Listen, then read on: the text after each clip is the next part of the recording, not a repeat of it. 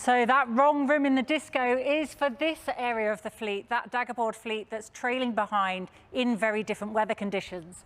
At the front of the fleet, we can see with this big picture that this is the low pressure that's moving south and away from them now, giving them a little bit of respite before they head round the Cape of Good Hope into those Southern Ocean lows. The cutoff here, you can see this group in the middle have been left behind a little bit. And if we look in more detail, we can see the front runners still riding the wind, and these middle group are left in a really small corridor trying to keep the boats moving forwards. Eventually, they will need to go south and align themselves with the next low pressure system coming, which will then take them quite a far way into the Southern Ocean. Now, the big concern for the front runners coming to the Cape of Good Hope is the Agulhas current. This flow of weather that comes south and to the west is going to kick up. You have big waves, big winds, and this comes against an adverse current, creating a really difficult sea state here.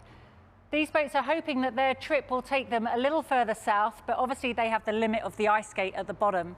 So they're going to be looking at these currents as well as the wind and the weather coming up.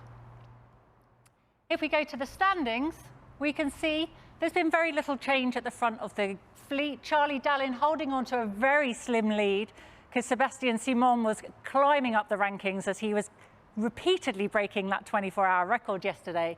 Those conditions have subsided and we've seen some boat repairs going on board for Jon Richomme. Nothing serious, he was just making his chair more comfortable. Hanging in there with a second-generation boat is Sam Goodchild, which is having a really good race. Moving up, we see Sam Davis, Boris Herman, Clarissa and Justine Metro all holding it together, but these are the ones that are going to go south and find a different route round the Cape of Good Hope. Pip Hare hanging in there again with Roman Antolasio in similar boats, hanging in, trying to fight hard. And then in that daggerboard fleet, we've got a really big group together. It's led by Jean Le Cam. Louis Duc is battling him for that front of the daggerboard fleet. But the surprise for everyone is Violette d'Orange that hasn't given up, and she's just happily enjoying this experience and being super competitive. So these boats are all fighting at the front. Alan Rohrer has been doing some repairs. And then towards the back of the fleet, Ollie here's moving up nicely. He said yesterday that he's sailing his boat quite conservatively.